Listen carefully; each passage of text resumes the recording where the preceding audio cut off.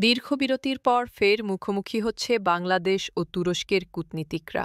আগামী ৭ অক্টোবর মঙ্গলবার ঢাকার রাষ্ট্রীয় অতিথি ভবন পদ্মায় অনুষ্ঠিত হবে দুদেশের পররাষ্ট্র সচিব পর্যায়ের চতুর্থ বৈঠক।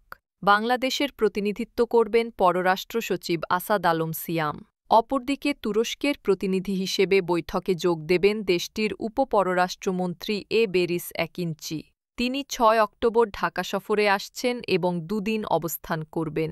এ বৈঠকে মূলত ৩টি বড় বিষয় গুরুত্ব পাবে: রাজনৈতিক সম্পর্ককে আরও দৃঢ় করা, বাণিজ্য ও বিনিয়োগ সম্প্রসারণের সুযোগ তৈরি, প্রতিরক্ষা খাতে অংশীদারিত্ব বাড়ানো।